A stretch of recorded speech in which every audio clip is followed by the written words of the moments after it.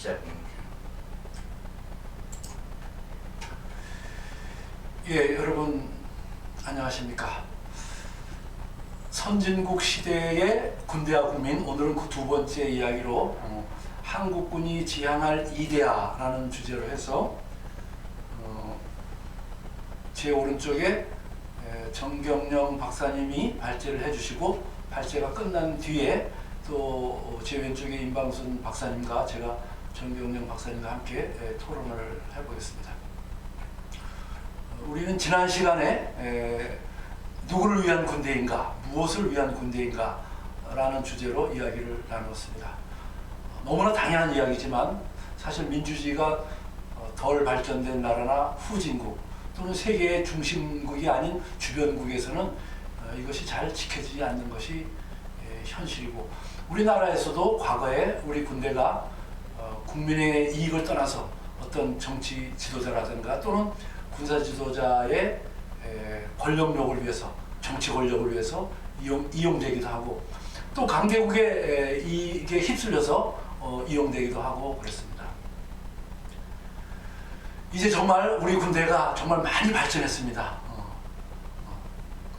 정말 우리 군대에 대한 이제 지휘권, 당연히 가져야 될 지휘권, 또 이 작전권을 우리가 갖고 되찾아오고, 그래서 여기서 조금만 그렇게 해서 좀 더 발전한다면 정말 세계의 어떤 선진국의 군대로서 손색이 없는 군대가 될 것 같습니다.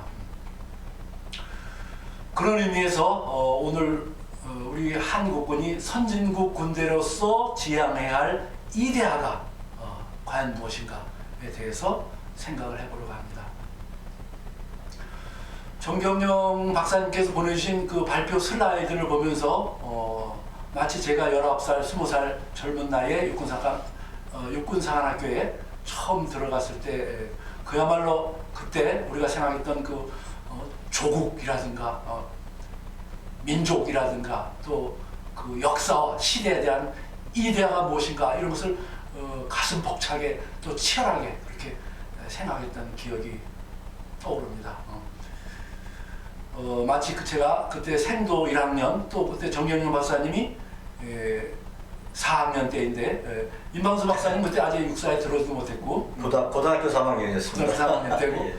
그때로 돌아가는 느낌이 들었습니다.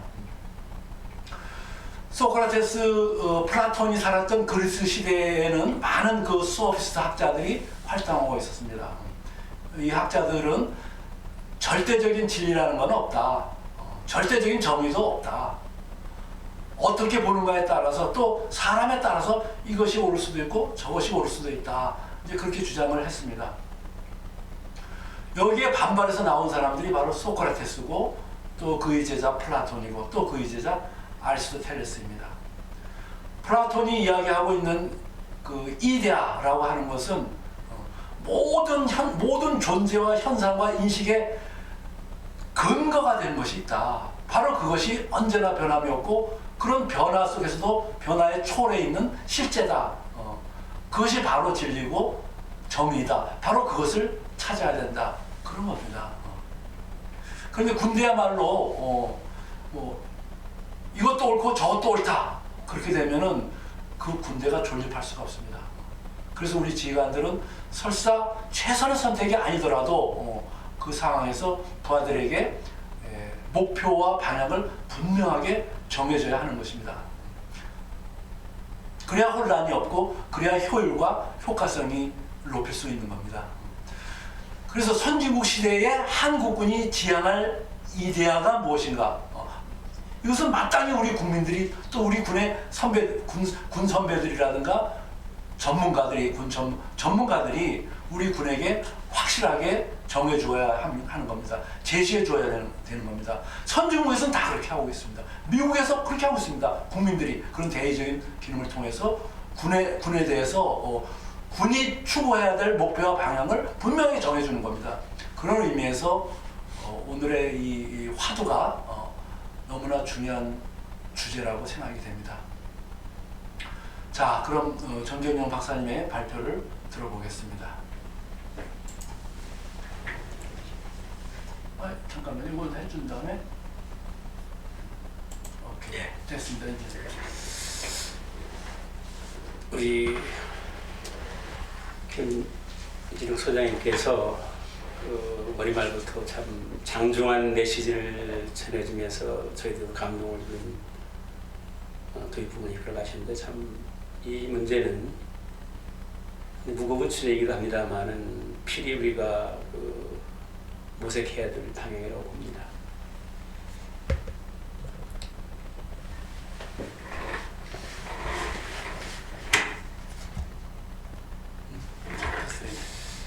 오늘 먼저 이 국군의 이념과 사명을 살펴보고 이 속에서 우리 군이 지향해야 될 이데아를 조국, 민족, 역사, 시대 측면에서 알아보도록 하겠습니다.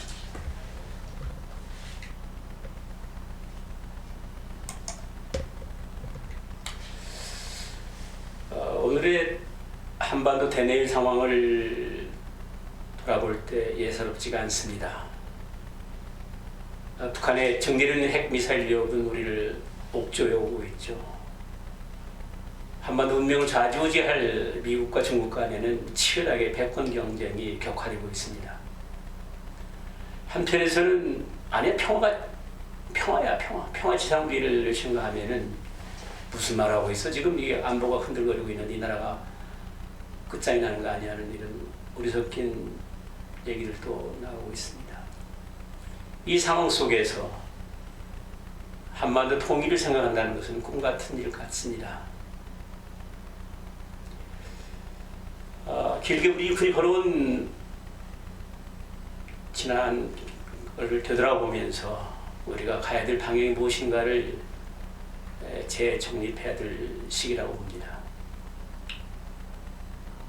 우리 군은 멀리는 만주의 벌판에서 민족의 위용을 떨쳤던 그런 시기가 있었습니다. 또 삼국이 나눠지고 그 속에서 통일을 일궈낸 화랑도 정신이 있죠.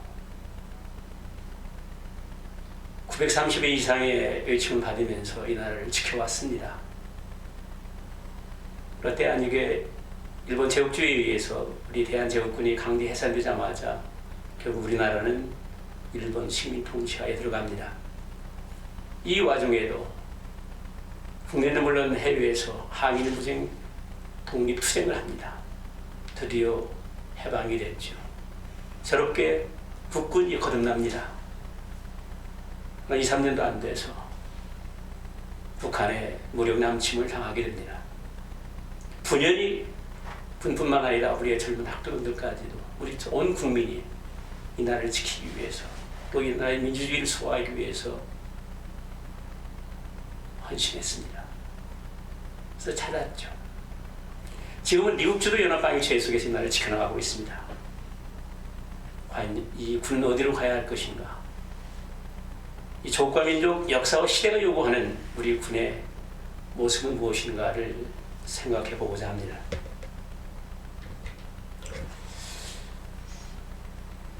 국군의 이념과 사명 속에서 우리 군에 가야 될 길을 밝혀주고 있습니다. 국군은 국민의 군대로서 국가를 방위하고 자유민주주의를 수호하며 조국의 통일에 이바지함을 그 이념을 하고 있다고 합니다. 이를 위한 우리의 사명은 대한민국의 자유와 독립을 보존하고 국토를 방위하며 국민의 생명과 재산을 보호하고 나아가 국제평화의 유지에 이바지함을 그 사명으로 하고 있습니다. 바로 오늘 이 시간에 이 조국과 민족 역사와 시대가 요구하는 우리 군은 어느 길로 가야 할 것인가에 대해서 생각해 보고자 합니다. 조국이 바라는 우리 군은 분명히 이 나라 국토를 똑바로 지키고 전쟁에서 승리를 해야 된다는 메시지입니다. 우리 국군은 사무치도록 조국을 사랑하면서 선조들의 얼과 혼혈에 있는 생명력이 있는 조국 강토가 살아 숨쉬도록 지켜야 합니다. 이를 위해서 구체적으로 어떻게 해야 된다는 말입니까? 특히 우리 군을 이끄는 간부들은 한반도 대내외 전략 환경을 꿰뚫어 보면서 북한군의 능력과 의지가 어떤 의도가 있는지를 직시를 해야 합니다.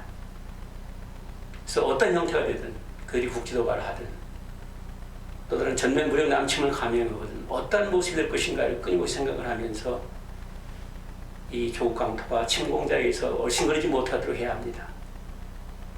진짜 전쟁이 난다면 싸워서 승리할 수 있도록 우리 작전 책임자뿐만 아니라 북한 지역을 꿰뚫으면서 승리할 수 있는 길을 모색해야 합니다.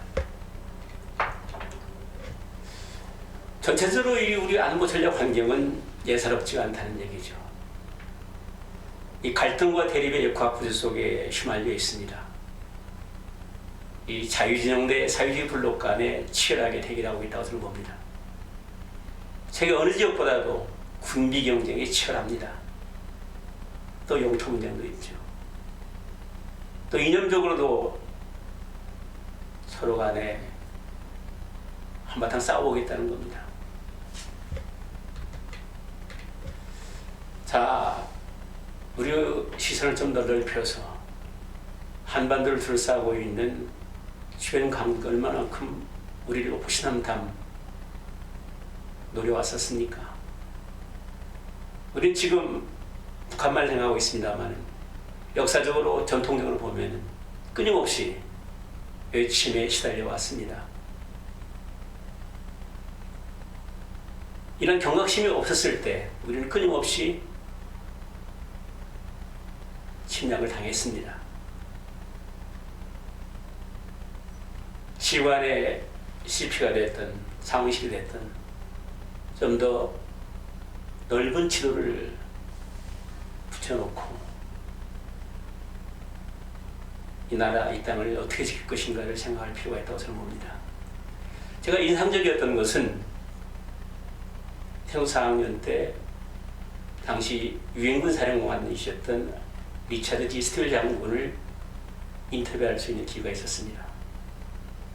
유엔군 사령관님 집무실에 들어서자마자 온통 이 지도로 이렇게 도배를 했습니다.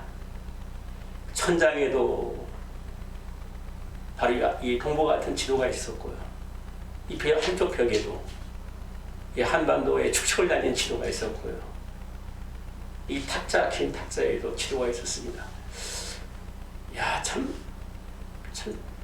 상당히 충격을 받았습니다. 저는. 이 지도라는 것은 바로 우리가 전쟁이 났을 때 어떻게 싸워 이길 것인가를 생각하기에는 너무도 중요한 것이라는 것을 그때 느꼈던 것이죠. 그래서 이 땅, 우리가 지켜야 될 땅, 또 전쟁이 나면은 싸워서 이겨야 될 땅에 대해서 깊은 식견과 안목이 없이는 저는 싸워 이길 수 없다고 봅니다. 그래서 우리뿐만 아니라 북한 지역, 이 주변 국가들도 계속 보면서 단지 이 땅을 본 것이 아니라 이 땅에서 움직이고 있는 친구들이 어떤 나쁜 웅큼한 생각을 갖고 또 우리나라를 쳐들어올 것인가 하는 생각을 할 필요가 있다고 보는 거죠. 자, 보시죠. 지금 우리를 둘러싸고 있는 주변국들은 세계에서 가장 강한 국가들입니다. 부사적으로 미국이 거대 국가죠. 초강대국입니다. 중국 엄청나게 지금 성장했습니다. 경제적으로 그렇지만 군사적으로도 우리를 위협하고 있습니다. 일본 서서히 꺼져가고 있다는 생각을 합니다만은 역사적으로 끊임없이 저희 나라를 고통을 줬습니다. 여전히 경제적으로 일본이 3위입니다. 미국, 중국, 일본입니다. 러시아 상당히 저물어가고 있는 것처럼 보입니다만 러시아도 사실상 군사 강국입니다. 이 시베리아나 이 태평양 지역에 우리를 넘실거리는 그 군사력 무력 시위들이 있죠. 북한 국력으로 보면 참 철학이 짝이 없습니다만 군사적으로 보면은 우리가 56만, 북한이 120만, 2배입니다. 저런 그 국가들과 상대하고 있는 겁니다. 구체적으로 보면은 우리를 둘러싸고 있는 주변 강국들 어마어마하게 군사 강국들이지 않습니까? 우방입니다만은 미국은 연간 7,400억 달러의 국방비를 쓰고 있죠. 140만의 병력입니다. 항공모함이랄지 잠수함을 포함해서 전투기 막강하죠.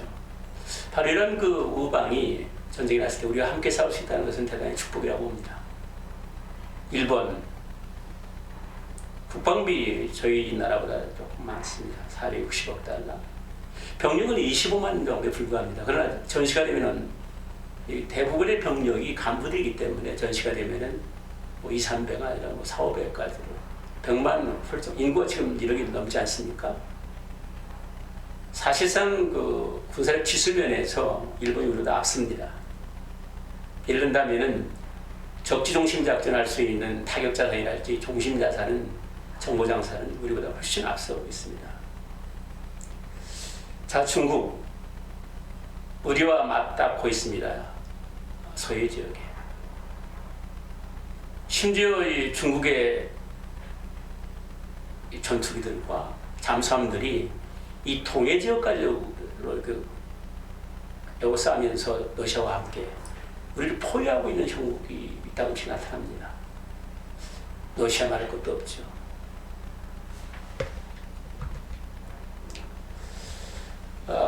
가장 위협적인 것은 우리가 맞닥뜨려 오기는 적 북한입니다. 최근 그 랜드 아산 정책연구소에서 리서치한 바에 의하면은 북한이 50여 개의 핵탄두를 보유하고 있고, 만약에 이런 추세로 간다면 2027년이 되면 200기 이상의 핵을 보유하게 된다는 겁니다. 이 투발할 수 있는 탄도미사일은 이 한반도 남쪽 지역은 다 뭐 무자비하게 때릴 수가 있고요. 심지어 일본이나 괌, 또 하와이, 더 나아가서 이 본토까지 타격할 수 있는 대륙간 탄도미사일을 확보하고 있는 상태입니다. 이 화학무기, 생물무기, 이것도 끔찍스럽죠. 핵을 가지고 결코 동포는 우리한테 핵을 사용하지 않을 것이라는 이런 나이브한 생각을 갖고 있는 사람들이 없지 않아 있습니다만은 참 어이없는 생각입니다. 끊임없이 우리를 핵 선제에 공격할 수 있는 가능성도 다분히 있는 거고요. 이것은 지난 1월 달에 있었던 8차 당대회에서 김정은이가 이런 얘기를 합니다. 전술핵 무기를 개발하자 말이야. 그러면서 강력한 군사력으로 조기에 남조선을 해방시키자 하는 얘기를 합니다. 이게 네토로기로 들리십니까? 분명히 저놈은 일을 저지를 수 있다고 봅니다. 이러한 깨어있는 안보의식이 없이는 주변국으로부터 북한으로부터 오는 위협에 당할 수가 없다고 봅니다.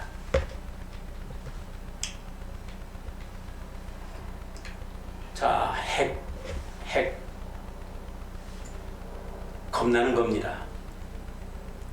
핵을 무력화시킬 수 있는 우리의 의지와 능력을 갖추지 못한다면은 아무리 우리가 남북한 대비했을 때 압도적인 우위에 있다 하더라도 우리 자유에 번영된 대한민국이 일순간에 날아갈 수가 있습니다.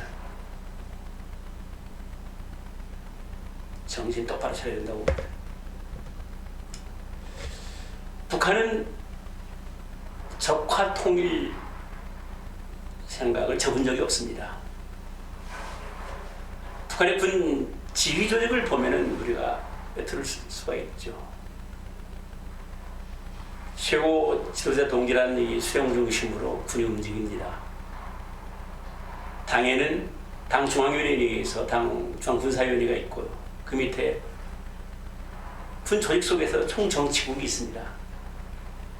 또 군 라인을 본다면은 최고사령부가 있고요. 그 최고사령부를 뒷받침하고 있는 총참모부가 있습니다. 우리 합참에 해당됩니다만은 또 국가 차원에서는 국방위원회가 있고요. 그것을 힘으로 밀어붙이고 있는 인민무력부가 있습니다. 여기서 우리가 좀 간과해서는 안 될 것은 우리와 전혀 다른 모습의 전쟁을 구사하고 있다는 겁니다. 이 총정치국에서는 이 정치 심리전을 하는 데입니다. 이 총참모부에서는 실질적으로 전투작전을 지휘하는 대려고요. 인민무력수들은 전 인민이 동원이 돼서 전쟁을 한다는 것이죠. 이 지휘구조 하나를 보더라도 얼마만큼 북한이 전면전을 통해서 남침하겠다는 의지가 있다는 것을 한눈에 볼 수가 있는 겁니다. 자, 지금 보십시오. 우리와 달리 북한군의 이 부사지 기구도는 철저하게 전면 남침하겠다는 기구도입니다. 초구사령관이 있고요. 총참모부가 있고 양쪽 받쳐주고 있는 총청치국이 있고요. 국방성이 있는데요. 그 예외 부대들을 보면은 정규전이 전방에 쫙 있고요. 또 9.1 수도 사령부가 있는데 이게 평방사가 옛날에 평방사였습니다. 지금 수도 사령부라고 합니다. 고사포 부대가 있습니다.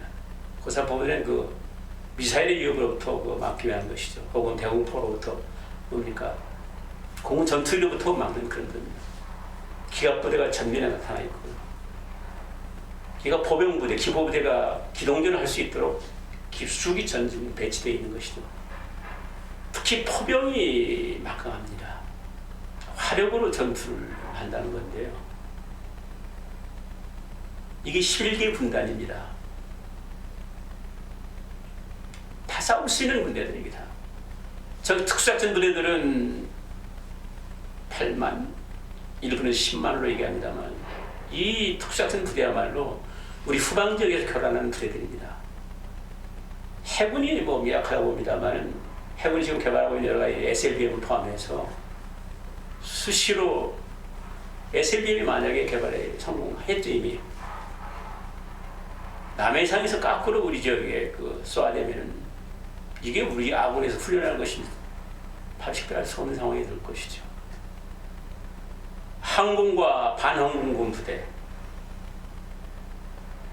공군과 우리 방공사령부에 해당됩니다만은 이것도 여전히 전투를 하기 위한 부대입니다. 전략군이 있다는 것은 가장 뭐랄까 무서운 부대. 근데 전략군이라는 것은 아까 말씀했던 핵무기, 그다음에 탄도 미사일, 그다음에 사이버, 전자전 이런 것을 총체적으로 지휘하는 전략 사령부가 있습니다. 우리는 지금 이게 없죠. 창설을 하려고 했습니다만 못 하고 있습니다만은 자 이것을 그렇게 예의주시했을 때 제가 나타나게나마 북한은 과연 어떤 방법으로 어떤 시기에 그 침략을 감행할 것인가를 생각을 해보게 됩니다. 우리가 여기서 놓쳐서는 안 될 것은 지금도 북한은 전쟁을 하고 있다고 봅니다. 그게 고도의 정치 심리전입니다.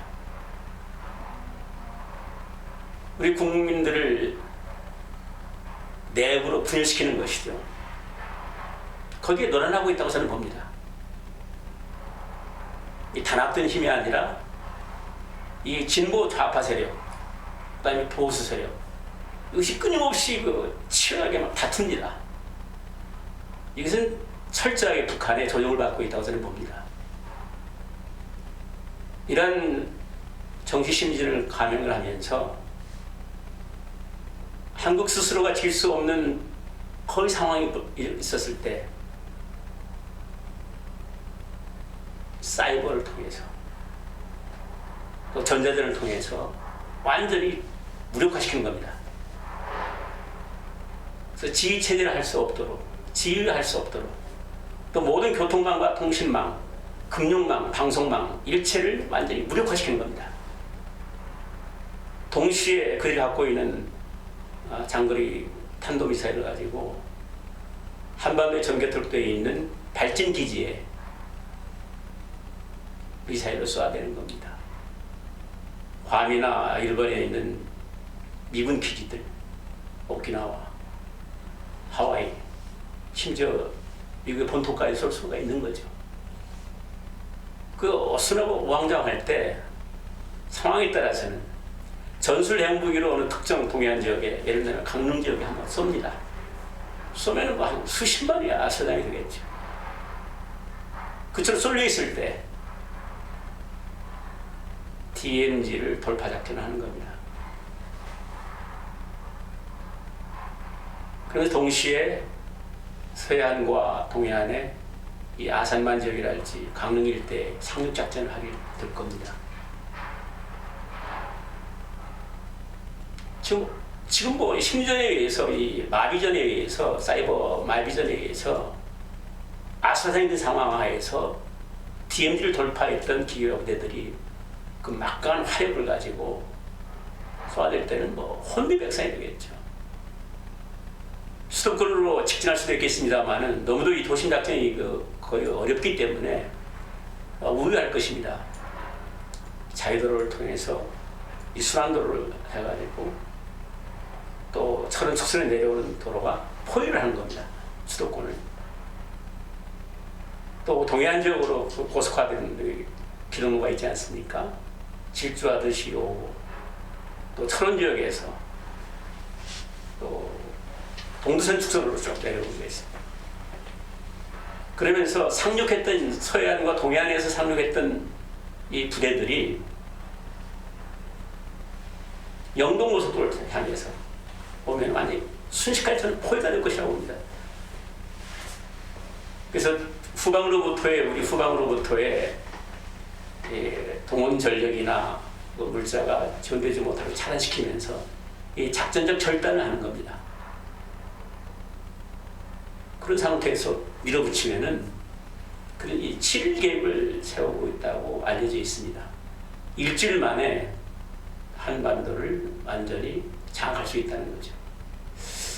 이게 우리가 지금 우리 한미연합군이 없다는 생각을 하게 되면은 이건 뭐 진짜 그들의 시나리오대로 단숨에 우리가 먹힐 것 같은 그런 위기의식을 느낍니다만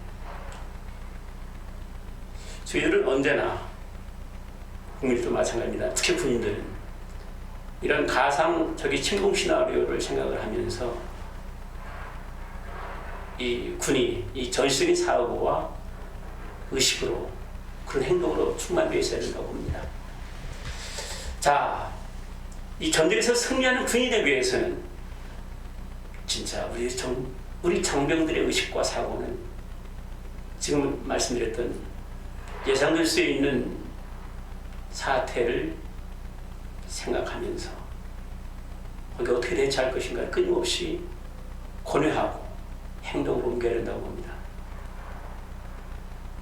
우리가 맞닥뜨리게 될 적과 어떻게 싸울 것인가, 적에 대해서 정통해야 됩니다. 적은 어떤 작전 의도를 가지고 무슨 장비를 이용해서 또 지세를 이용해 가지고 어떻게 싸움을 걸어올 것인가에 대해서 끊임없이 이런 전투작전 상황을 현장에 이렇게 상정해서 저희는 훈련해야 됩니다. 이를 위해서는 이 싸움의 마당이 땅에 대해서 도사가 되어야 됩니다. 이 책임적은 말할 것도 없고요. 우리가 DMZ 돌파 작전을 하게 되는데 이 DMZ 돌파 작전이 만만치가 않습니다. 또 우리가 반경에서 북으로 올라갔을 때 우리가 작전하게 될 그 지역에 대해서 진짜 도사가 되어야 됩니다. 이 고지, 능선, 계곡, 하천, 이 도로망, 이 야전 지휘관한테는 이런 지세를 보는 눈이 없이는 싸워 승리할 수가 없습니다. 손자도 얘기하고 있죠. 땅을 아는 자가 천하를 지배할 수가 있다는 겁니다. 비근한 말씀을 드린다면은 뒤에 나오는 이런 강한 전투자산인 화력을 이용을 했을 때도 이 지세를 이용하지 않고 승리할 수가 없다는 얘기죠. 후사면에 우리의 전력을 보존해야 되고요. 또 간접 사격인 포병이나 이런 지원 사격을 어떤 시기 어디에 어떻게 때릴 것인가, 저기 어느 지역에 지금 집결해서 우리한테 공격이 올 것인가, 이 하천을 어떻게 통과할 것인가, 지세를 어떻게 이용할 것인가, 장염을 어떻게 하고, 또 이거 다 배웁니다만은 현장에서 각종 다양한 어떤 전투 양상을 고려를 해가지고 지형을 이용해 작전 지형을 이용을 해서 화력으로 싸워 이길 수 있도록 해야 된다는 것이죠. 자, 이걸 보십시오. 이 우리 작전 지역은 전혀 다르다. 자고만은 우리 한반도입니다만은 사실상 이 서부 지역과 이 동부 지역은 이 지세가 전혀 다르죠. 이 서부 지역 작전 개념을 가지고 동부 지역에 써먹을 수가 없습니다. 또 동부 지역에만 근무하다가 또 서부 지역에 갔을 때는 전혀 그게 통하지 않습니다. 6.25 때 이런데 엄청난 그 과업을 범합니다. 이 서부 지역은 개활지죠. 그래서 상당히 많은 하천이 있습니다. 동부 지역은 산악 지역이죠. 제가 동부 지역에서 연대장을 했었습니다만은 겨울이 되면은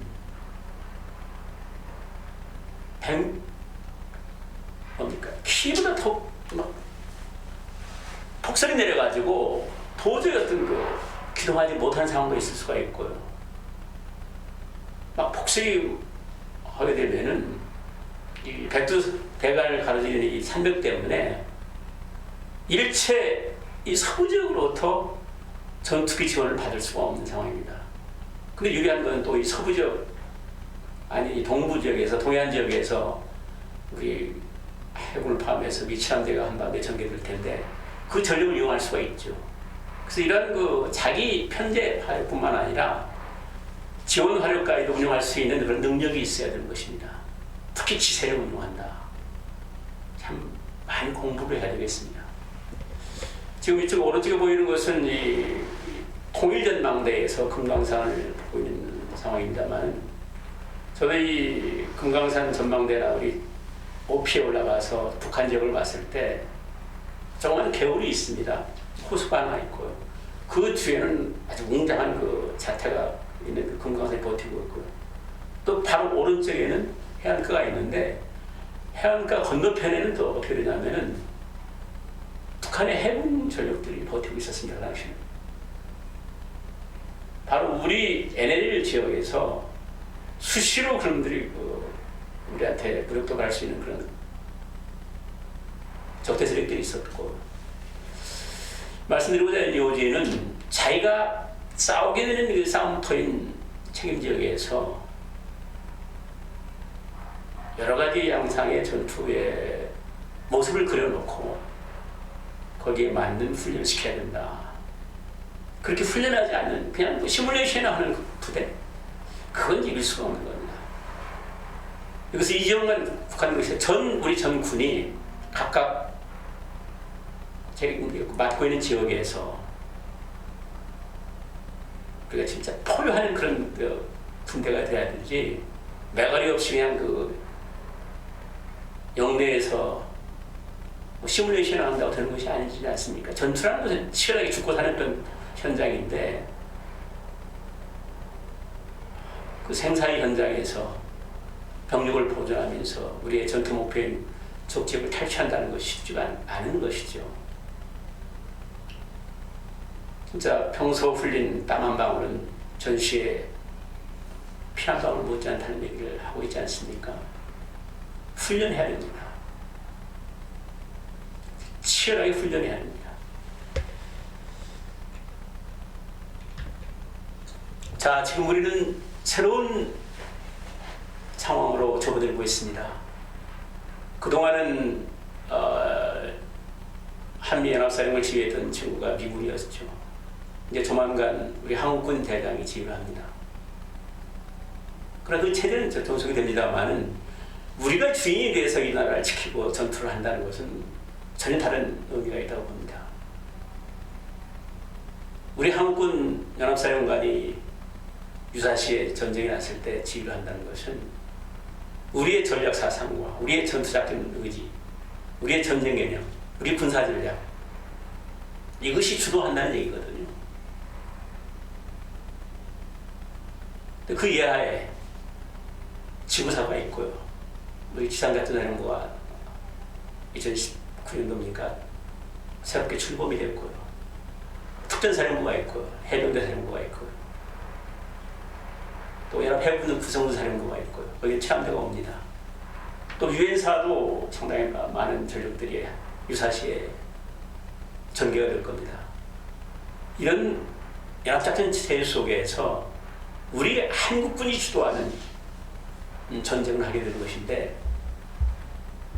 이 제일 말단 이 소대나 중대에서도 이 상급제대에서 움직이는 것에 대해서 상당한 정도 헤아를 갖고 헤아리면서 알아야 자기가 맡고 있는 작전을 효율적으로 이룰 수가 있는 것이죠. 그래서 좀 더 인사이트를 우리의 그 야전 지휘관으로서, 작전부대 지휘관으로서 가져야 될 자세는, 어떤 경우도 우리가 강하고 약동하고 포위하는 일이 군이 버티고 있다면은 어떻게 감히 북한군이 도발을 하겠습니까? 한번 도발해보라고 받아치겠다는 그런 결결인 자세가 있어야 되고요. 쳐들어왔다면은 공세 이전에서 즉각적으로 반격해서 북한 지역에서 승리를 쟁취해가지고 통일을 해야 되죠. 이러기 위해서는 끊임없는 훈련과 전식인 사고로 무장이 돼서 우리 군이 강한 군대가 되어야 됩니다.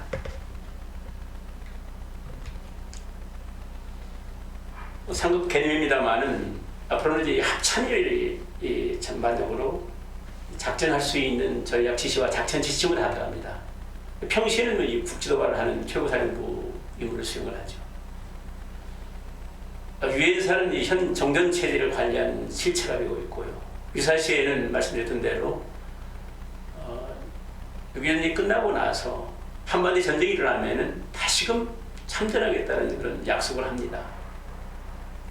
한반도 또 다른 전쟁이 일어난다게 된다면은 유엔도 참전하리라고 봅니다.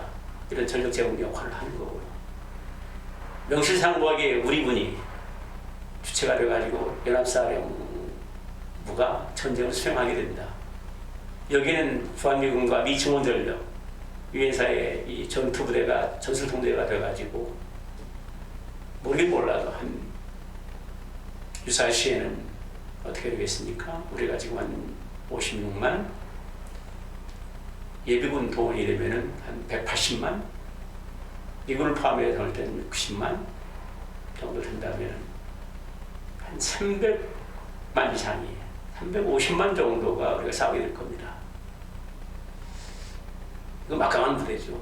뭐가 이렇게 두렵습니다. 이런 그 막강한 부대들이 함께 싸우게 되기 때문에 우리가 뭐 결코 저놈들과 싸워서 밀릴 수가 없는 거죠. 자, 구체적으로 한번 들어가 봅시다. 이 싸우는 데는 이런 컨셉이 있어야 됩니다.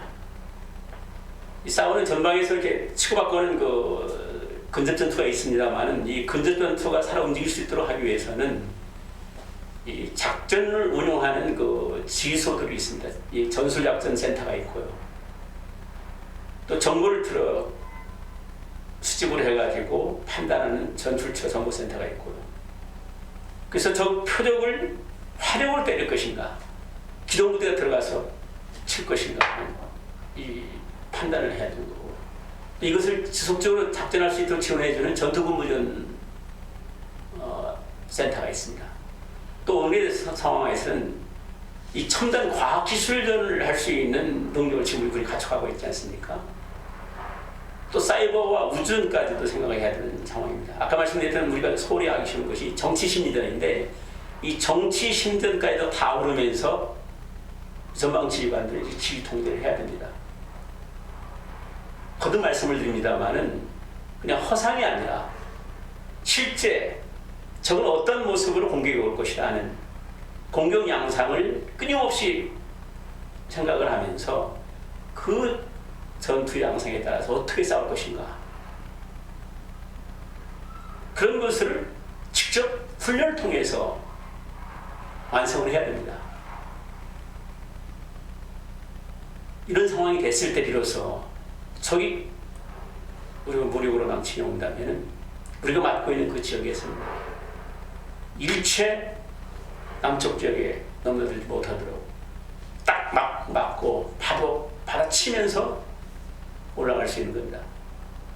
그래서 여기에서는 확실하게 북한군들을 알고 있어야 하는 것이죠. 또 북한을 이기기 위해서 우리가 알고 있는 우리 한국의 능력이 뭔가를 실제 어떻게 운영할 것인가에 대한 그런 것들을 계속 생각을 하면서 이 나라를 지켜야 된다고 봅니다.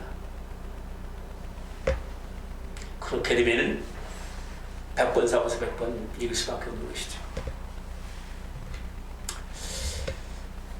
상황을 달리해서 우리 민족이 바라는 또 다른 하나의 이데아가 있다면 통일입니다. 통일은 저는 두 가지 방법이 있다고 봅니다. 하나는 평화 통일이고요. 두 번째는 아까 말씀드렸던 대로 이 구사시대 승리를 통해서 통일 민족국가를 완성할 수 있도록 하는 길이 있다고 봅니다. 이 첫 번째, 첫 번째 했던 것은 결국 우리 군이 맡고 있는 사명이라고 볼 수 있는 이 통일 한국군이 되기 위해서는 어떻게 될 것인가. 그래서 싸워 이기는 방법을 통해서 통일 이루는 말씀을 드렸고요. 두 번째는 이 평화 통일. 근데 이 평화 통일도 마찬가지. 힘이 전제되지 않는 것은 이 평화가 번질 수도 없고, 오히려 이런 그 평화적인 생각만 갖고 통일하다가는 앞으로 저놈들이 여기서 먹힐 수가 있기 때문에 이 평화 통일하는 과정에서 우리 군이 하는 역할이 대단히 중요하다는 말씀을 먼저 드리고 싶습니다. 근데 이 통일을 하기 위해서, 이 자유민주 통일을 하기 위해서 이 통일된 한반도의 모습우리가 그려볼 필요가 있습니다. 통일한다는 비전인데요. 그 모습은 어떤 모습의 통일된 한반도가 될 것인가? 통일된 한반도는 진정 핵이 없어야 된다고 봅니다. 핵이 있는 상태에서 저는 통일은 불가능하다고 봅니다. 그래서 통일된 한국은 이 보편적 가치와 홍익인간 사상을 계승할 수 있는 그런 나라가 되어야 된다고 봅니다. 통일된 한국은 수없이 우리가 요청을 당하면서 이렇게까지 지켜왔는데 통일이 더더욱 그 주변 그 위협이 더 클 겁니다. 그래서 어떤 영민한 연결을 하고 이 강력한 국방력으로 이 나라를 지킬 수 있어야 됩니다. 또 통일된 한반도는 이렇게 되기 위해서는 미국과의 동맹관계를 지속시켜 나가고 이 주변국과의 관계도 적대 관계가 되지 않도록 다자부 협력을 통해서 사이좋게 지낼 수 있도록 해야 됩니다. 통일이 된다면 기술 강국이 된다고 확신합니다. 지금 세계 10대 강국 아닙니까?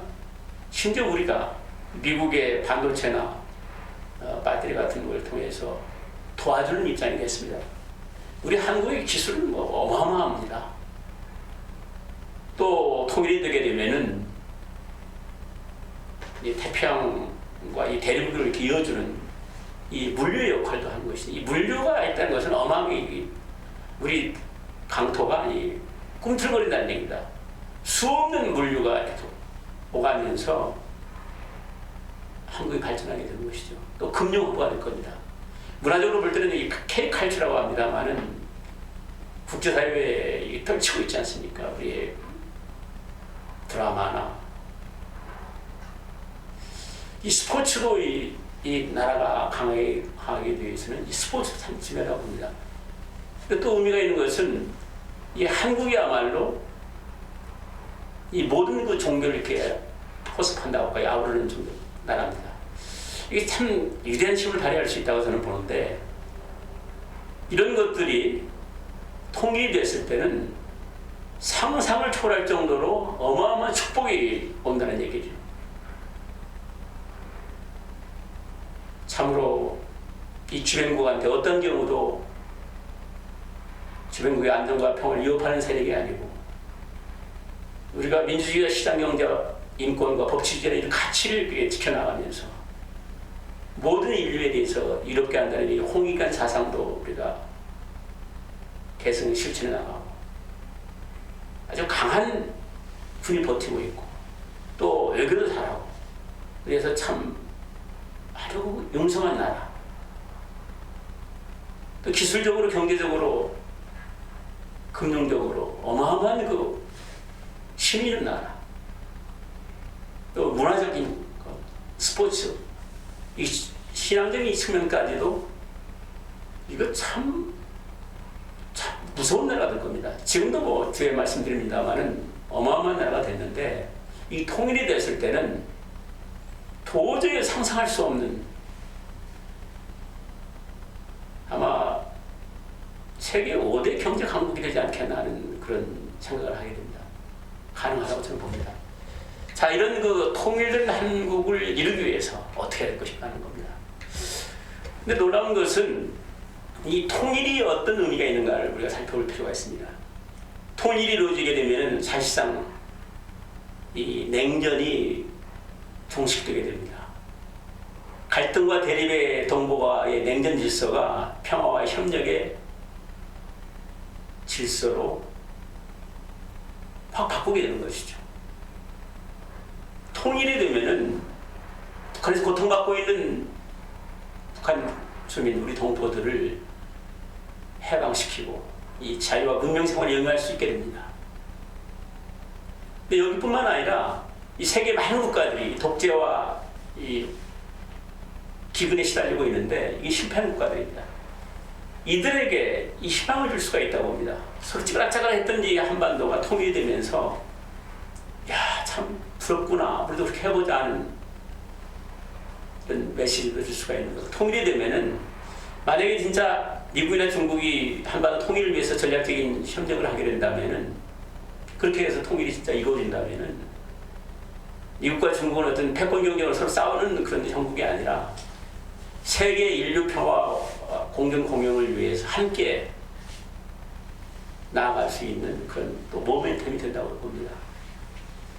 제가 감히 인류 문명을 한번 되돌아본다는 것은 바로 통일된 이후에 이 한반도의 통일 한반도로 인류 문명이 지금 올라가고 있지 않나, 이쪽으로 지금 오고 있지 않나는 생각 때문입니다. 자, 보십시오.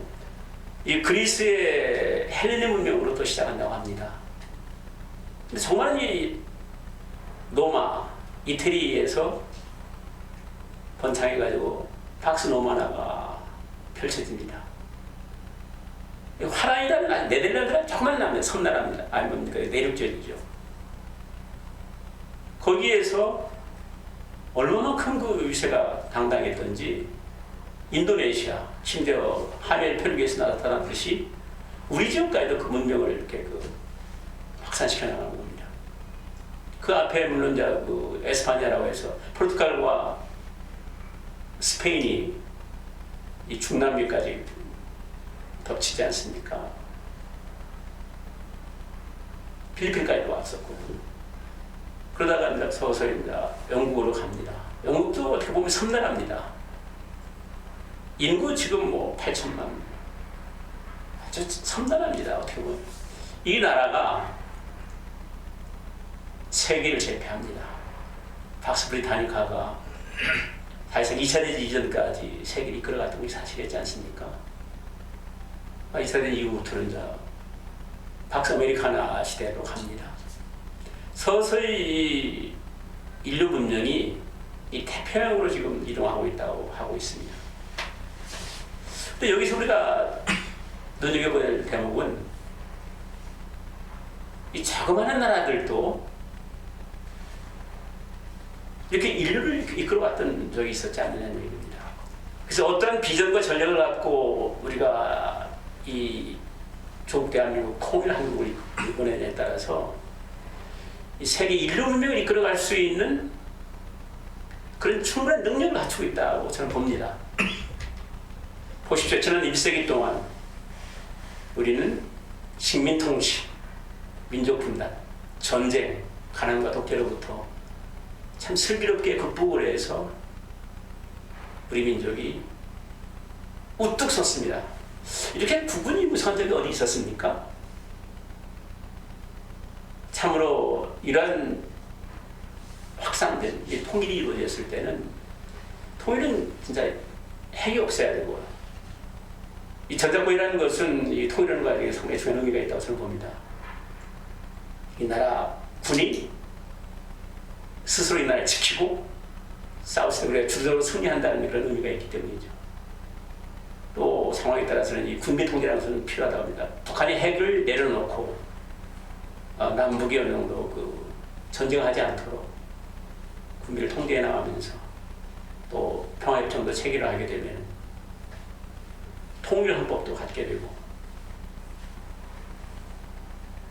통일군대도 보유하게 될 것입니다. 이렇게 하면 통일이 이루어지는 것이죠. 이런 한반도 평화 통일을 위해서 가는 길을 말씀드렸고요. 그것은 우리 시대가 해야 될, 우리 분단 시대에 살고 있는 우리 온 국민들이 해야 될 사명이라고 봅니다. 말씀드렸던 대로 또 다른 통일의 길은 북한이 쳐들어왔을 때 기필코 승리를 위해서 이 자유민주 통일정부를 수립하는 겁니다. 저는 프란체스카 여사가 쓴 그 6.25 전쟁 일기가 있습니다. 난중일기라고 이렇게 쓴 책이 있는데 많이 알려진 겁니다. 6.25 전쟁 때 압록강에서 진출해가지고 압록강을 장악을 했던 우리 병사가 수통에 물을 담아가지고 그것을 헬기로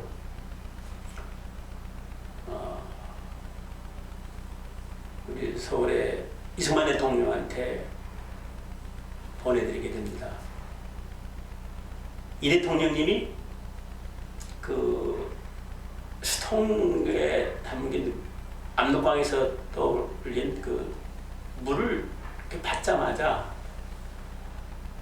그 모습을 지켜봤던 우리 프란체스카 여사, 이승만 대통령 영부인 아니십니까? 프란체스카 여사의 상황을 리얼하게 쓴 글이 있습니다.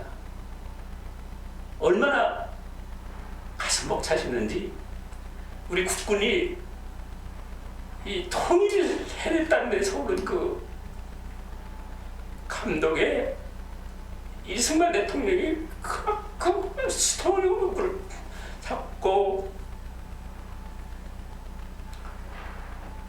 얼마나 울음을 쏟아냈던지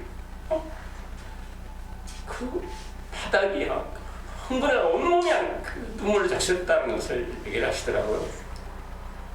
진짜 전쟁이 난다면 우리 군이 압록강과 투멍을 되찾아가지고 그런 승리의 통일의 그 감격을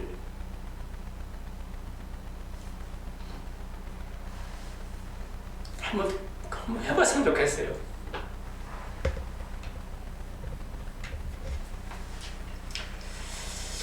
자, 역사가 요망하는 우리 군한테 요구하는 이데아가 저는 있다고 봅니다. 참 민족의 얼과 혼이 있거든요. 그 민족의 얼과 혼이 위대한 조국 대한민국을 이렇게 일으켜 세웠다고 저는 봅니다. 그 얼과 혼은 어떤 얼과 혼입니까? 이 홍익인간 사상, 오늘 이 홍익인간 사상이라 홍익사상이라는 것은 이 고조선 때부터 쭉 내려온 거 아닙니까? 혼자만 잘 살아가는 것이 아니거든요. 모든 인류를 이롭게 한다는 겁니다. 이 우리 선조들이 갖고 있는 이 호옥사상, 이 호옥상뿐만 아니라 이 인류를 위한다는 인류의 이 정신은 새로운 인류 문명을 이끌어갈 때 구심점이 된다고 봅니다. 참 모든 인류를 인간답게 살고 문명 생활을 연결할 수 있도록 하는 이 정신적인 철학적인 바탕이 되기 때문이죠. 이것은 이 우리 국민 전체가 이런 홍익인간 사상으로 무장되어 있어야 된다고 봅니다. 그리고 우리 흐름 속에도 보면은 이 고구려의 광개토 대왕이 이 만주 지역을 누비면서 우리 민족의 웅기를 떨쳤던 그 시대가 이 정신은 꼭 군사작전을 통해서 한다는 것은 아닙니다만은 우리가 해외 시장을 예측하고 혹은 이 문화활동을 통해서 하는 것들도 이 정신이 그대로 이게 활동할 수 있다고 봅니다. 이 화랑도의 정신, 국가를 위해서 충성한다, 부모를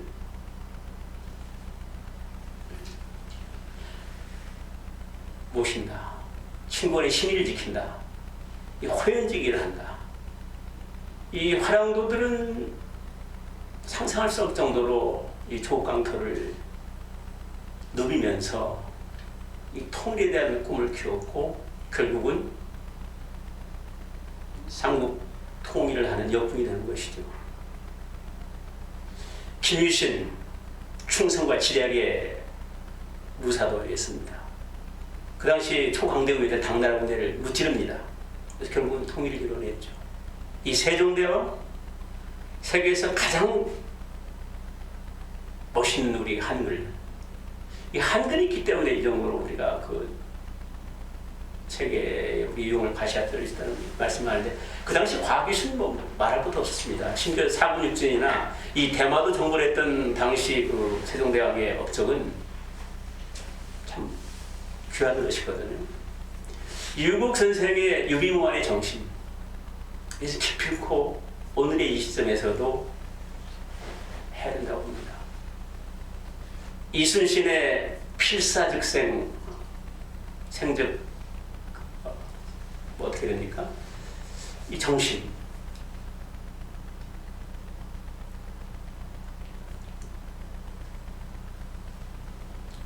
뭡니까? 필사즉생, 필생즉사.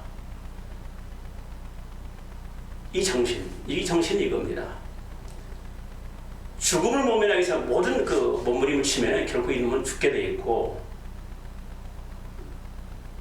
죽음을 무릅쓰고 뛰어넘어서 혼신을 다하면 산다는 것이죠. 이 얘기의 의미는 전장 현장에서 갖춰야 될 가장 큰 정신이라고 봅니다. 이 동학사상, 사람이 하늘이라는 것이죠. 그만큼 이 사람의 존엄성, 인간의 위대함, 이 정신입니다. 이승만의 이 자주독립 정신. 그 당시에 그 반체제 운동이라고 할까요? 정치 그 운동을 하면서 감옥살이를 합니다. 그때 20대 중반도 안 되는 젊은 나이에 이 독립정신이라는 책을 씁니다. 놀랐습니다. 이승만 대통령의 그 독립정신. 주변국한테 의지하지 않고 이 나라를 똑바로 이렇게 세우겠다는 그 정신이거든요. 미국에 가서 공부를 하고 또 독립운동을 하고 이 나라의 대통령이 됐을 때 만일은 이승만 대통령이 이 나라 초대 대통령이 했으니 오늘의 이 대한민국이 있을 수 있을까 하는 생각도 합니다. 또 박 대통령의 그 정신, 가난의 굴레로부터 이 나라 일으켜 세우기 위했던 이 경제 발전에 헌신하신 그 정신, 또 자주국방의 의식, 노태우 대통령의 이 북방 정책, 이것도 대단한 겁니다. 올림픽이 상당히 저는 의미가 있다고 봅니다. 올림픽을 통해서 잿더미 한국이 이처럼 경제 강국이 된 것도 이 올림픽을 통해서 시연됐던 것이고요. 또 김대중 대통령의 이 화해와 협력 정신, 그 당시에 어마어마한 정보통신이 있었습니다. 이 정보통신 강국이 됐던 것도 이 김대중 대통령의 그런 리더십이 없었으면 불가능하다고 봅니다. 바로 이 홍익인가의 사상과 이 상무의 정신, 이 기술 강국으로서의 문화 창달을 하는 이런 위대한 우리 민족의 이 민족의 유형, 민족의 혼, 민족의 얼, 이것은 우리 개개인이나 우리 국민 전체가 우리 민족이 개성 발전한다면 이 여세를 몰아가지고 세계에서 우뚝 섰는 위대한 민족으로 거듭날 것이라고 확신합니다. 자, 네 번째 마지막으로 이 시대가 요망하는 이대한 저는 이 보편적 가치인 민주주의 정신이라고 봅니다. 저는 참 이 민주주의를 저는 다시 새롭게 조명할 수 있는 시간이 됐었습니다. 민주주의. 그건 분명히 입증이 되기 때문이죠. 민주주의, 시장경제, 인권, 법치주의. 이 가치가 얼마만큼 소중하다는 것을 알 수가 있는 겁니다. 자, 보십시오. 저기 좀 오탈자가 있습니다만 통일신라가 676년입니까? 1945년까지 1250여 년에 걸쳐서 무려 13세기에 걸쳐서 저희들은 같은 문화, 같은 언어, 같은 울타리 안에서 살았습니다. 근데 1945년부터 결코 뭐 긴 역사를 본다면 76년이라는 짧은 기간입니다. 근데 수치로 나타나는 남북한의 국력을 보면은 상상을 초월하지 않습니까? 경제력 GDP 면에서 우리는 1조 6천억 달러입니다. 북한은 300억 달러입니다. 무려 50배가 우리가 잘 살고 있습니다. 1인당 국민소득도 우리는 3만 2천 달러가 되는 거고요. 북한은 2천 달러도 안 됩니다. 20분의 1밖에 안 되고요. 뭐 무역은 말할 것도 없죠. 실제 무역을 통해서 이렇게 융성한 건데요. 1조 4,500억 달러고 북한은 32억 5천만 달러입니다. 무려 450배가 우리가 많습니다. 무역은 실질적으로 우리가 무역 6대 강국이라고 하지 않습니까? 미국, 중국, 일본, 독일, 네덜란드, 한국입니다.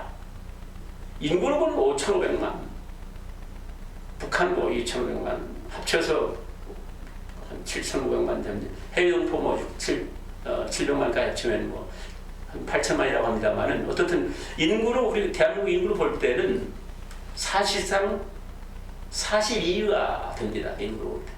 근데 인구 이것밖에 안 되는 인구가 어떻게 해서 무역으로 볼 때 6번째입니까? 군 병력 뭐 유일하게 우리가 병력 수는 북한에 비해서 처집니다만은 그리고 국방력으로 본다면은 그건 뭐 우리 계산이 아니고요. 글로벌 파이어파워라는 그 유명한 싱크탱크가 있는데 아주 여러 가지 데이터에 의해서 군사력 지수를 평가를 하는 것이 있습니다. 랭킹을 매긴 거예요. 우리가 6번째입니다. 북한이 28이고요. 뭐 국방비 말할 것도 없습니다. 국방비도 우리가 13배가 많습니다. 자, 이렇게 본다면은 제가 말씀드리고자 하는 이겁니다. 어떻게 이렇게 차이가 나는가 하는 겁니다. 어떻게 해서? 그건 뒤에서 증명이 됩니다. 이 남북한 국력이 이렇게 차이가 나는 이유는 뭘까? 이 가치의 문제라고 저는 봅니다.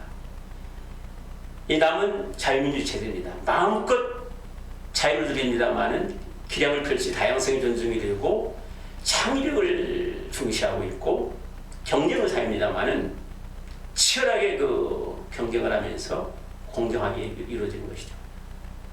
이 북한은 얼어붙어 있는 겁니다. 세습 독재 체제죠. 이 시장 경제라는 것은 끊임없이 이윤을 추구하면서 부를 증진시키는 겁니다. 여기는 어떤 그 통제가 있을 수가 없는 것이죠. 그리고 북한은 완전 국가가 통제하는 사회 아닙니까? 이 대한민국은 인간의 존엄성이 심지어 대통령까지도 지금 감옥에 가 있는 상황인데 얼마만큼 이 대한민국이란 나라가 무서운 나라입니까? 어떤 면에서는 비판도 받습니다만은 법 앞에는 평등하다는 거거든요. 그만큼 인간의 존엄성이 중시되고 있다는 것인데 비해서 북한은 이 당에 김정은한테 종속된 로봇 아닙니까? 여기에 무슨 놈의 창의성이 있고 무슨 놈의 어떤 그 미래를 위해서 보장될 수 있는 사회가 됩니까? 법치주의 말씀을 드렸습니다만 법 앞에 다 평등합니다. 북한 우상사회죠. 신격화된 사회입니다. 그리고 그 국방비를 보면은 저희 GDP의 3%도 안 됩니다. 국방비는 북한은 10%에 가깝습니다. 국가 역량이 여기에 쏠린다는 얘기죠. 실질적으로 저렇게 되어 있습니다만은 우리는 국가 예산의 10분의 1, 52조입니까? 근데 북한은 북한 예산의 23%를 쓰고 있습니다. 그것은 그만큼 북한은 병영사회라는 얘기입니다. 우리는 열려진 사회고요.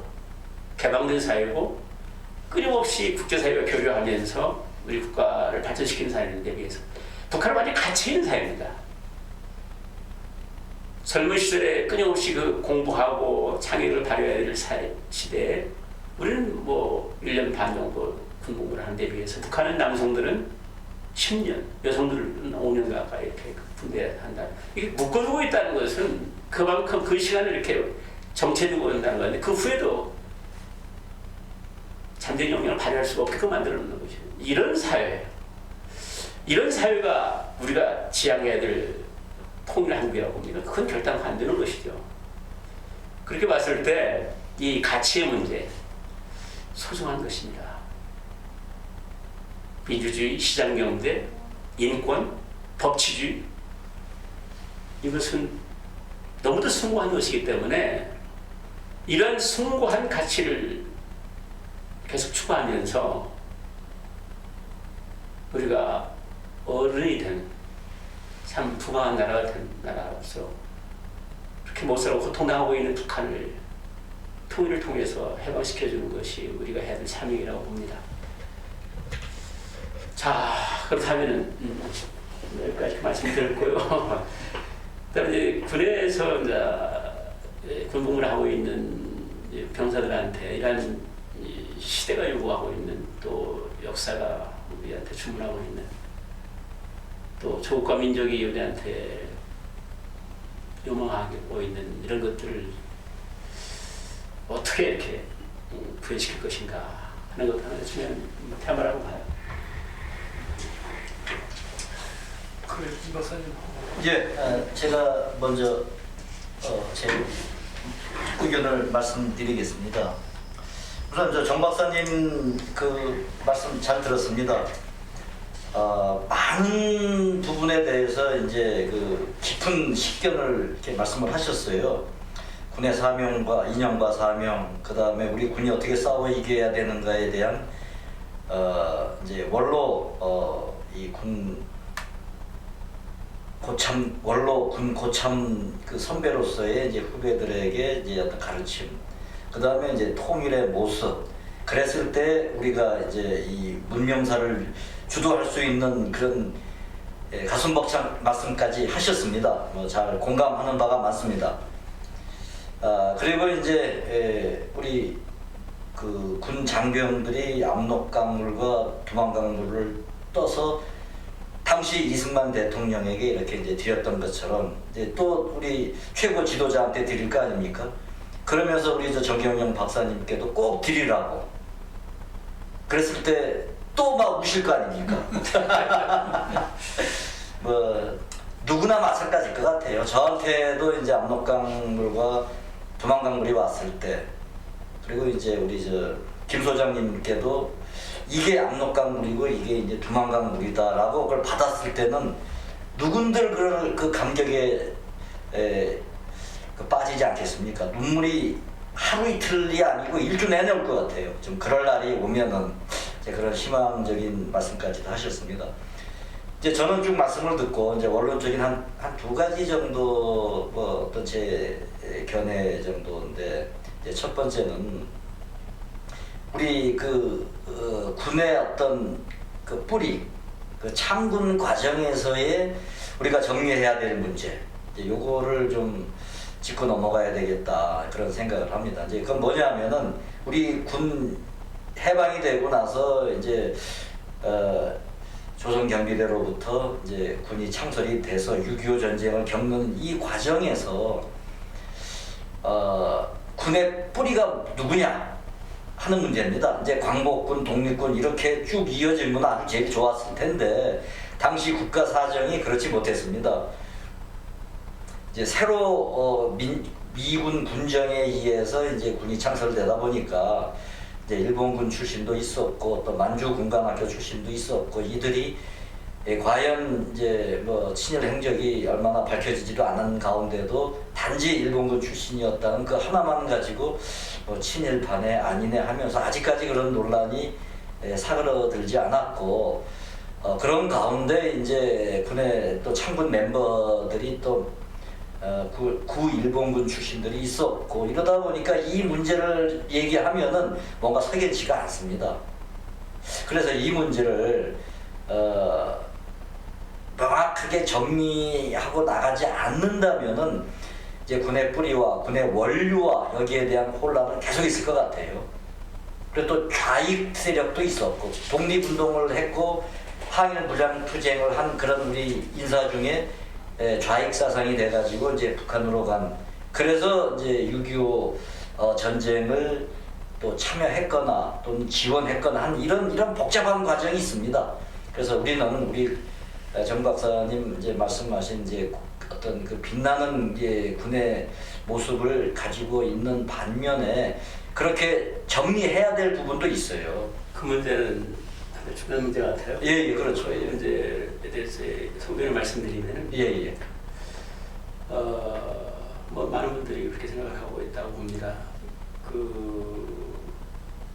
말씀드린 광복군이나 독립군이 주도하는 창군이 되고, 그분들이 이제 이 군을 이끌어갔었으면 어땠을까 하는 그 바람이 크죠. 그렇죠. 그러나 우리가 좀 직시해야 될 것은 만주군관사관학교든 혹은 뭡니까 저쪽 일본 육사든 혹은 일본의 하사원들도 많이 창군에 조역이 되는데 이분들이 일본 천황폐하한테 충성을 바쳤던 친구는 아니냐. 어떻게 보면은 우리를 고통을 줬고 아주 못된 짓을 했던 친구들인데 어떻게 그 친구들이 우리 군의 대선배로서 우리를 이어갔다고 볼 수가 있느냐 하는 비판들인데 그분들의 의식 속에도 불강력적인 상황 속에서 일본군의 몸을 담고 있으면서도 그 정신과 혼은 분명히 우리 민족 혼으로 무장되어 있었기 때문에 이분들의 실질적으로 군사작전이나 이런 경험들이 많았었어요. 그렇죠. 그런 조직 속에서 많은 그 경험을 쌓은 분들이 사양된 것보다는 그분들이 그런 작전 경험도 많고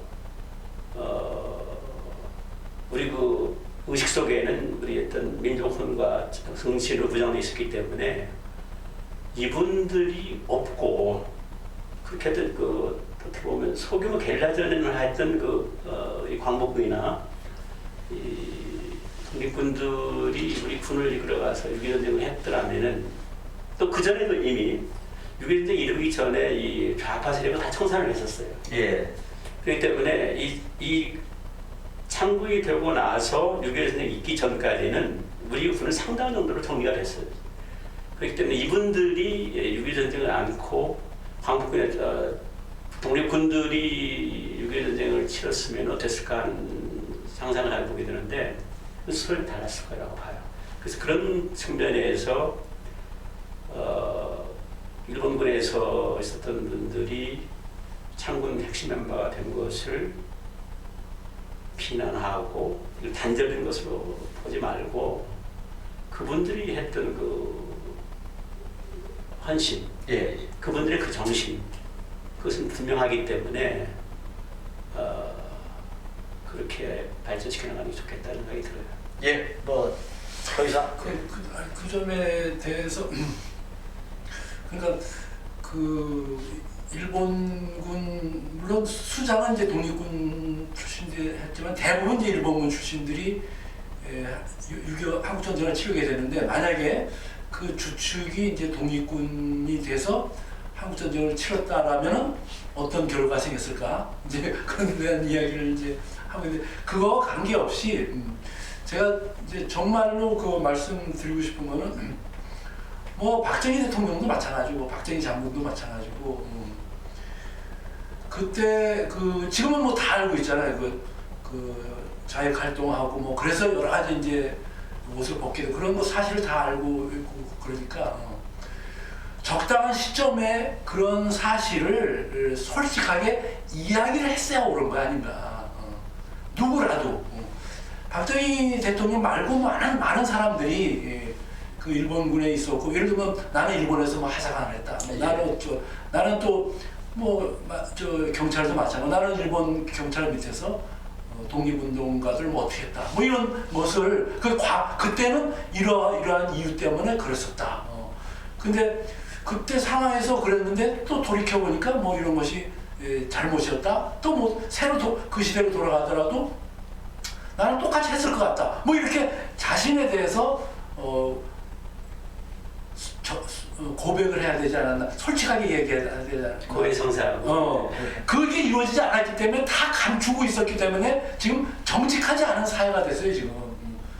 이 사회가 지금도 뭐 많이 발전되고 뭐 그랬다 그러지만은 뭐 정치하는 사람이건 누구 하나 보면은 다 숨기고 살고 있어요.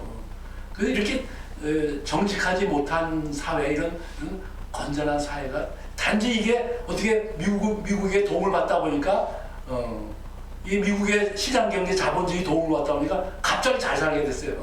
잘 살게 되고 또 돈을 많이 벌게 되다 보니까 이 시장 경제에서 경쟁을 통해서 또 막 돈을 많이 벌고 또 박정희 대통령이 정말 정치를 잘해가지고 경제를 잘 해가지고 그 불균형 성장 정책을 통해서 기업 대기업 주도를 하다 보니까 이게 성장해가지고 정말로 경제가 잘 살다 보니까 군대도 또 그만큼 이렇게 잘 살게 됐지만은 과연 이게 우리가 건전한 사회인가 이제 그런 측면에서 볼 때 또 실제로 전쟁이 났을 때 무기가 뭐 많다고 사람이 그렇다고 그게 과연 전쟁에서 이길 수 있을까? 예. 정말로 그런 측면에서는 아까 그 문제에 관해서는 이제 지금도 마찬가지고, 지금도 누구나 우리도 마찬가지, 정경련 박사님이나 나나 임방수 박사님이나 뭐 솔직하게 양심 고해하는 거, 당신 고백하는 거, 이런 거가 필요하다. 이제는 누구라도 뭐 문재인 대통령 뭐 누가 하나 고해할 만한 것이 전혀 없는 사람이 없어요. 그렇죠. 예. 그렇기 때문에 사실 여기 연구소에서 처음에 이제 군사세계 발견하고 때문에 그 발견할 때 이런 프로세스를 가져가지고 저부터 막 고해를 했었어요. 제가 군에 있을 때 뭐 배추김치를 배추를 그냥 인사기가 뭐 많이 갖고 와가지고 아 이거 왜 갖고 오느냐 그랬더니 아이 뭐 그러지 마십시오. 다 이거 뭐 그런 걸 내가 이제 하다못해 그전 자잘한 거부터 큰 거부터 우리가 고해할 수 있는 분위기가 되는 것이 제대로 된 선진국이 아닌가. 그런 예. 아까 두 가지를 예. 이제 그 추가적으로 이제 제 견해를 말씀드리면은 이제 우리가 해방되고 나서 친일파에 대한 분류 기준을 그때 당시는 굉장히 좁았다 그럽니다. 그래서 예를 들어서 이제 군에서는 뭐 장군 이상, 그 다음에 이제 총독부 관리는 뭐 국장 이상 해가지고 실질적으로 친일을 한 사람들을 아주 범위를 좁혀가지고 이제 그렇게 친일파로 해방 후에는 이제 규정을 했는데 이제 그럴 수밖에 없죠. 다 생활이 전부 일본어 쓰고 그 다음에 이제 뭐 강요에 의해서 신사참배도 하고 창씨개명도 했는데 그 생활이 일본하고 같이 엮여 있는데 그거 했다고 친일파로 볼 수는 없는 거거든요. 그 생활이 그랬는데 그래서 그 후에 자꾸 오면서 이 친일파에 대한 범위를 넓게 잡았어요. 무조건 일본군에 이제 들어가 있으면 전부 친일파다 이런 식으로 되니까 친일파 아닌 사람이 없는 겁니다. 이건 우리 스스로 우리 역사를 부정하는 게 되고 우리 스스로 손발을 묶는 게 돼요. 그래서 좀 친일파라는 이 딱지를 좀 더 좁혀가지고 정말 친일한 사람, 친일 행적이 명확한 사람만 친일파로 하고 다른 사람은 그 족쇄에서 좀 풀어줬으면 좋겠어요. 그 기준이 있다고 봐요. 있습니다. 두 가지 기준이 있어요. 하나는 안 죽으려고 그랬느냐. 그렇죠. 그 둘째는 배고프니까 그랬냐. 먹고 살라고. 이 두 가지 기준이 있는 거예요. 그런데 먹고 살 수 있고 죽을 필요도 없는데 그랬다. 그게 친일이라고. 그렇죠. 기준이 명확한데 왜 자기 명예와 부를 위해서. 그렇지. 이거는 친일파인데 이제 그렇지 않고 방금 김 소장님 말씀하신 대로 그 시대 상황에 의해서 먹고 살라고. 그렇지. 그러니까 나라도 그 시대에 돌아가면은 내가 생명을 잃을 수가 있다. 예. 생명을 물론 그런 분들이 있죠. 그렇죠. 근데 과연 나도 내가 그렇게 모르겠어. 그때 가서 나는 생명을 바쳐서라도 나도 굶어서라도 그렇게 하겠느냐 할 때 막상 자신 있게 얘기할 수는 없다. 그때는 우리 대한민국이 없었죠. 그렇지. 그래서 그 두 가지 기준이 명확한 기준이 있기 때문에. 그거 이제 넘어가겠습니다. 또 시간이 오래되니까. 또 하나는 이제 우리 정 박사님 이제 심주어 말씀하신 이제 우리 군의 이념과 사명 또 싸워 이기는 군대 아주 뭐 동감합니다. 저도 군 생활을 했기 때문에. 그러나 지금 와서 좀 흐릿해지는 게 있어요. 주적 문제. 주적 문제입니다. 주적 문제.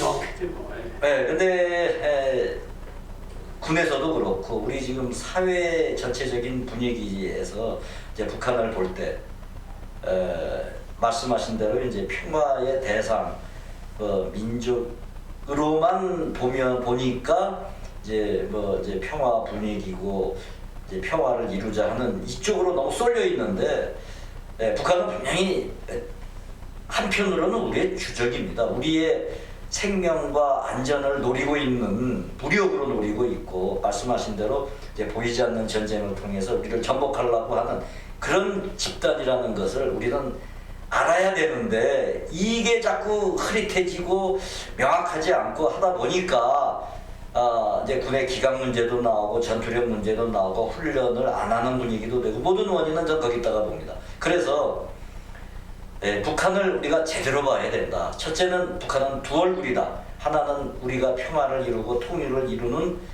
동포요 민족으로 봐야 되지만은 또 감추어진 얼굴은 우리를 노리고 있는 지금도 전쟁을 하고 있고 앞으로도 적화를 하려고 한반도 적화를 한 번도 포기한 적이 없고 더 강화시키고 있는 그런 이제 북한의 어떤 주적의 모습도 우리는 반드시 알고 균형을 이루어야 된다라고 봅니다. 정확하게 말씀. 이상입니다. 네, 그래서 그 주적 문제는 이렇게 정리를 말씀하신 것을 뒷받침하는 얘기입니다만, 북한 당국, 김정은을 포함한 당국과 그를 추종하는 세력, 플러스 북한 인민군, 이건 덤이 적이에요.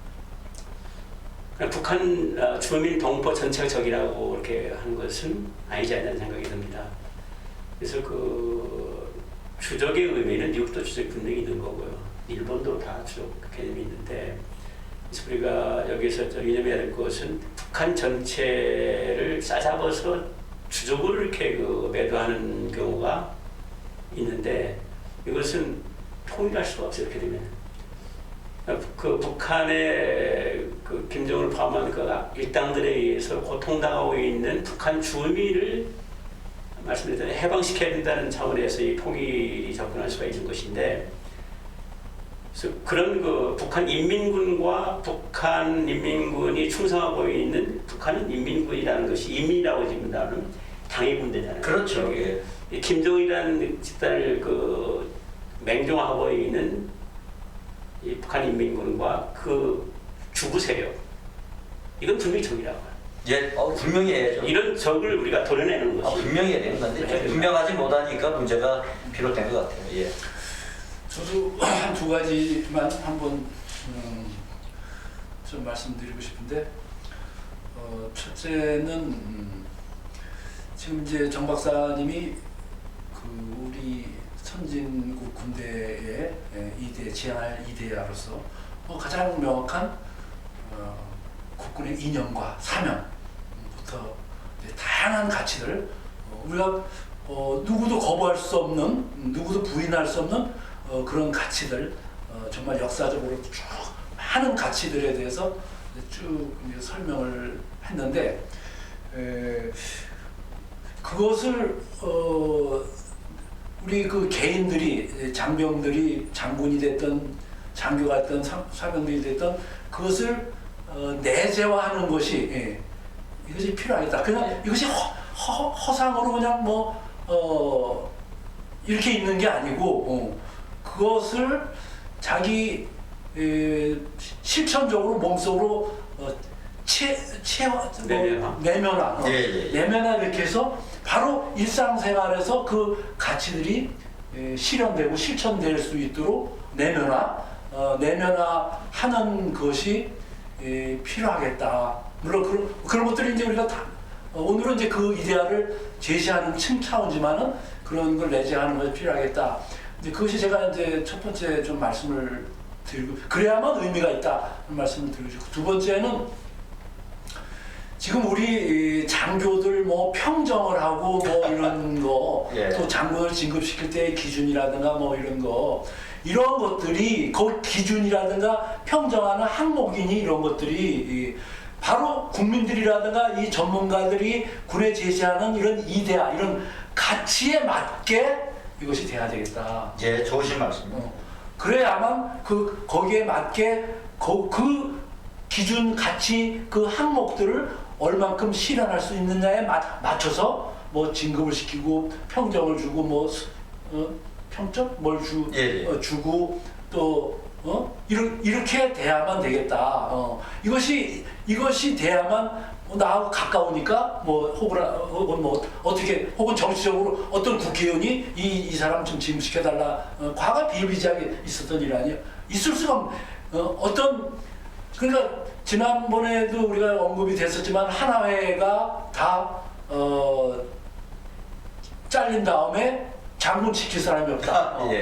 장군 시킬 사람이 없다. 그래서 누구한테 연락을 하면은 연락만 하면 무조건 장군이 된다. 이런 거예요. 이런 건 대화라.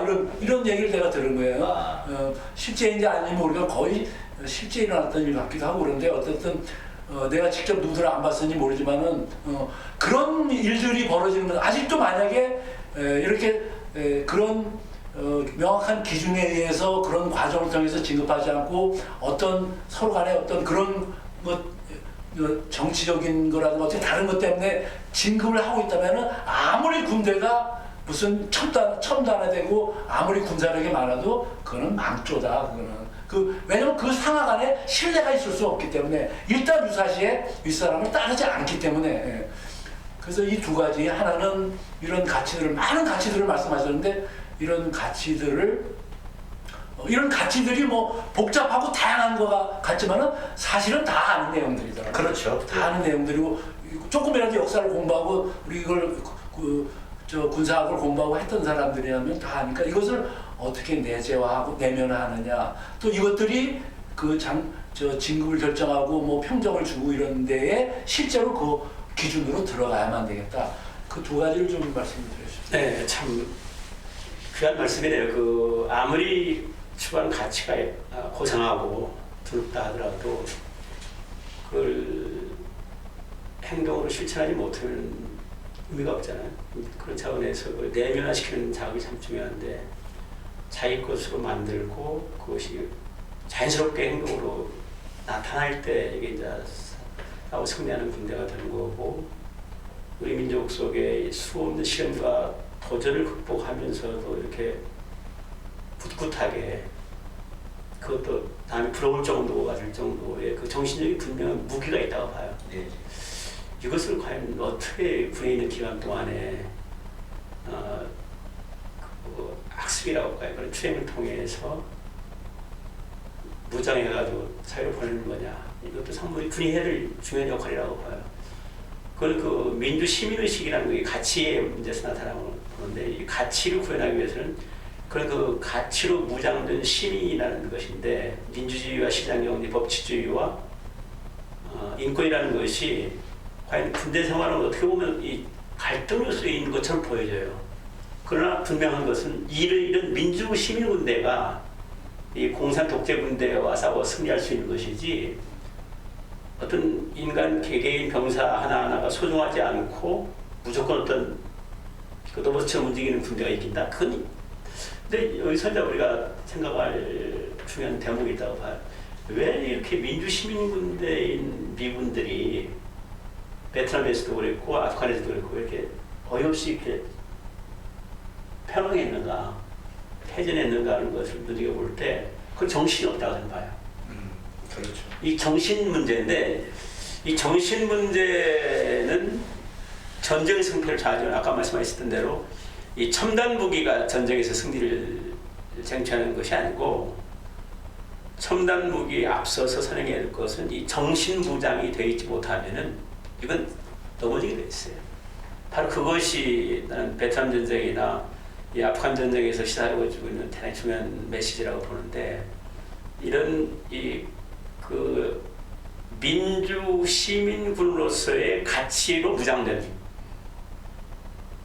그러면 우리 부모님이나 형제들 친구들이 그런 민주 시민 가치를 누릴 수 있도록 잘 지켜야 된다는 얘기거든요. 이 군에 있을 때도. 그리고 우리 민족의식 속에서 수없는 그런 외침을 당했는데도 이렇게 버티고 살아있을 뿐만 아니라 우리의 역량을 마음껏 발휘할 수 있었던 것은 이것은 딴 나라에서 도저히 찾아볼 수 없는 우리만의 뭐가 있다 이거죠. 그래서 우리만의 뭐가 있는데 그 정신적인 원동력이 뭔가를 우리가 훈련을 통해서 이 조강토인 야지를 누비면서 그냥 온몸으로 막 체득하는 거죠. 그 정신을. 그러면은 우리 군이 어마어마한 일을 할 수 있을 것 같아요. 알겠습니다. 하여튼 뭐 오늘 참 정 박사님이 이제 자유민주주의 시장 경제에 대한 가치부터 또 우리 역사적으로 쭉 내려온 그런 가치, 이걸 어느 다른 선진국에서도 없는 거고 뭐 그런 것들이 바탕이 돼서 지금 우리가 촉발돼 있다고 봐요. 그래서 저는 이런 것들이 이제 내재화돼서 내면화돼서 즉시로 바로 나온 우리가 그 강제구 소령을 우리가 신화적으로 이렇게 하고 그런 이유가 뭐예요? 수리탄이 떨어졌을 때 그 짧은 시간에 아무 파장 없이 그저 바로 부하를 살려야 된다는 그것 때문에 바로 수리탄을 덮어서 자기 죽고 살렸다. 거기 짧은 이 시간에 무슨 계산할 수가 있는 거예요. 그래서 이거는 특히 우리 군인들은 바로 그렇게 즉각적으로 이런 가치들이 바로 나타나야 되기 때문에 더 이런 내면화 교육이 필요한 것이 아닌가. 그리고 또 다양한 가치들이 있기 때문에 어느 선진국보다도 우리가 더 대단한, 더 앞서가는 그런 동서양의 가치를 같이 할 수 있는 그런 거 아니에요. 그런 생각이 듭니다. 네, 그래서 마지막에 결론적으로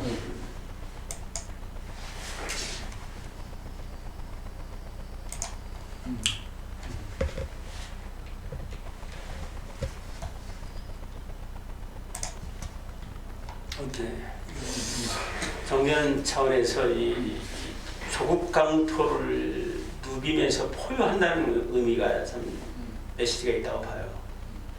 우리 군은 이 조국 강토를 진짜 사무치도 사랑을 해야 한다고 봐요. 이 땅을.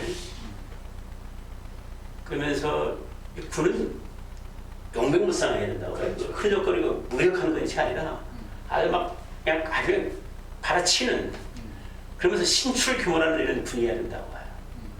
이때 비로소 이 군이 역할을 똑바로 할 수가 있지. 그냥 훔치고 막 국민 비난에 어쩔 줄 모르고 막 숨는 이런 군은 아니라고 봐요.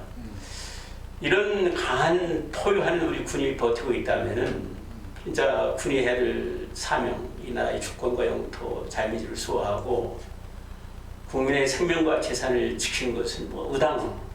이건 너무나 쉬운 거예요. 그런 정신 가지고 있으면. 그러면서 거듭 말씀드린 대로 우리 민족의 얼과 혼이 뭔가 이 민족의 얼과 혼을 군복무하는 기간 동안 또 군인들 전체가 계속 내면화하면서 그것이 행동 하나하나에 나타날 수 있도록 그 유형을 떨친다면은 우리 시대 또 전 전쟁이 되던 전쟁이 아니든 이 통일민족 국가를 일으켜서 세계에서 그 유래를 찾아볼 수 없을 정도로 이 동서양의 문명을 융합해가지고 새로운 문명을 창조한다. 이게 뭐냐면 이 자유스럽고 문명적인 생활을 누릴 수 있는 번영된 새로운 르네상스를 열어갈 수 있지 않냐 하는 그런 확신이 와요. 예. 저까지 못 봤는데 괜히 말씀드렸네. 내재화 다 나와 있는 거예요. 예. 그렇게 되면 참 얼마나 좋겠어요. 예. 근데 또 제가 불안한 것 같지 않아요. 예. 우리 시대에 저런 인류 역사에 새로운 문명을 창출하는 위대한 일꾼들이 너나 우리 모두가 될 수가 있다는 믿음이 옵니다. 예, 여러분들 뭐 끝까지 봐주셔서 고맙고 사실 많이 발전하고 있는 것 같아요. 응? 예, 그렇죠. 많이 하여튼 진급하기 위해서 정치 해바라기를 하고 있다. 그건 아주 최악이야. 그건 안 되고 이런 이데아를 향해서 그것을 내재해가지고 이렇게 하는 그런 군인, 장군 그런 사람들이 됐으면 합니다. 예, 여기 오늘 뭐 길게 이야기했는데 하여튼 여기서 하겠습니다.